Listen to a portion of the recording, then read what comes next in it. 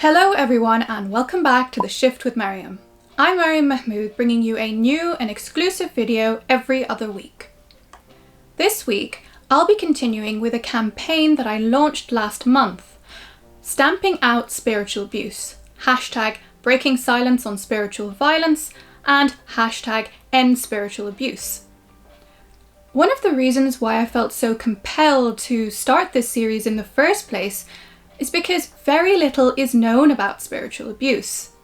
In fact, upon mentioning spiritual abuse in conversation, it occurred to me that only those who had been directly or indirectly affected were aware of its true dangers. So in today's episode, I'll be raising awareness about the issue of spiritual abuse in its entirety. What is spiritual abuse? How does it manifest? Why is it so normalised? And how do we tackle it? Most interestingly, and rather wrongly, some people equate spiritual abuse with possession by spirits or sorcery. Especially within and amongst Muslim circles, spiritual abuse conjures up this image of jinn taking over one's body and subsuming their soul. And the only rescue remedy is through ruqya or exorcism. That is not spiritual abuse at all. In fact, spiritual abuse, also known as spiritual violence, is the misuse of religious edicts and precepts by those in positions of power to control, coerce, coax, and/or manipulate vulnerable believers into thinking and behaving in ways that are harmful to them. Spiritual abuse is a highly overlooked yet deeply insidious problem, particularly in Muslim spaces. Though I realise that this isn't an issue exclusive to Islam or Muslims, as with all social issues that I speak to, I will approach it from my own set of experiences and the specific faith frameworks familiar to me.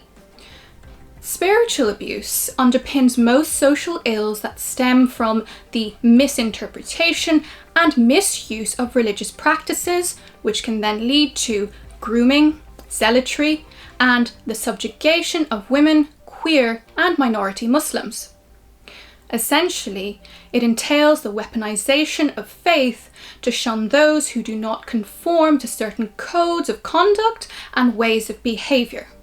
These codes and behaviours are determined by people in power or prominent preachers popular within Muslim spaces.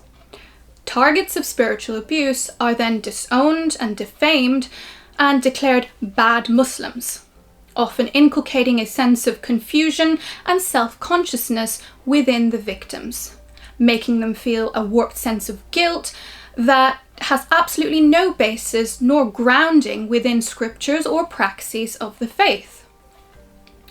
This repressive technique allows those in power to further assert their control by rationalizing abuse as somehow divinely decreed, further entrenching this notion that the person in the position of relative power, the authority figure in this dynamic, is always right, and that targets are always wrong. This binary reinforces a toxic culture of shaming and blaming victims of abuse.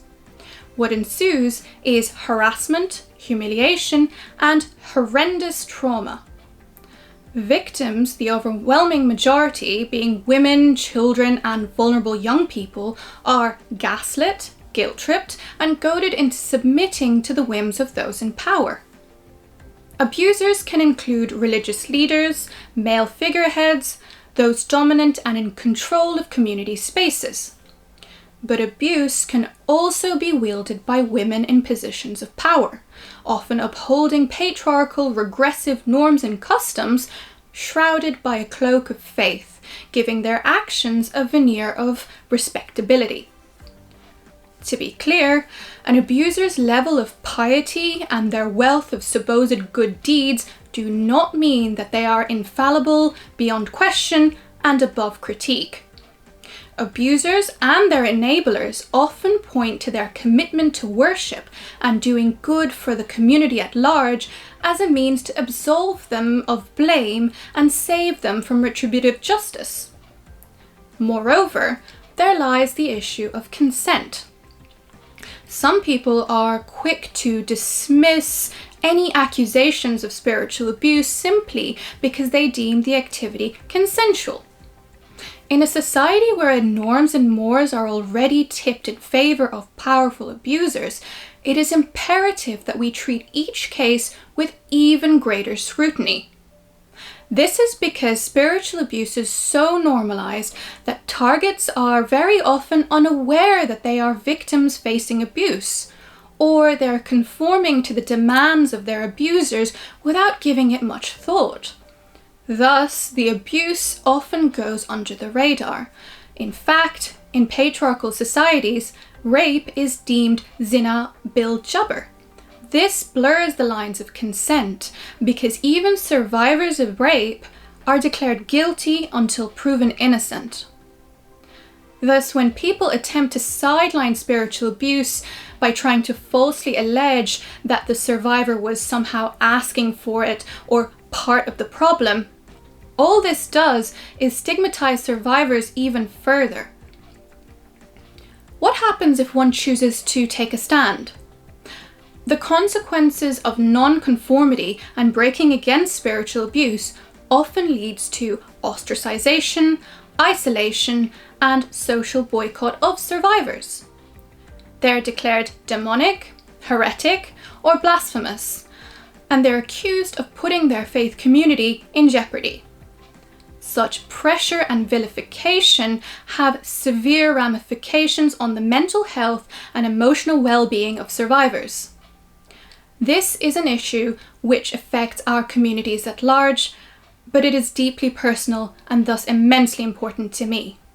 As such, in upcoming episodes, I hope to use my voice and position of relative privilege to continue raising awareness and campaigning for justice for survivors of spiritual abuse.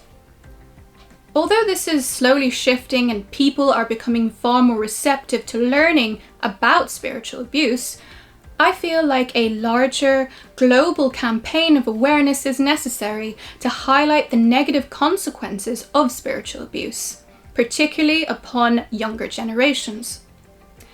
This is what future episodes of The Shift will address in detail: specific cases in which spiritual abuse manifests and ways in which we can address these particularities. If you enjoyed watching this video, please like and share my content and subscribe to my channel. Join me again very soon for another episode right here on The Shift with Maryyum. Thank you for watching.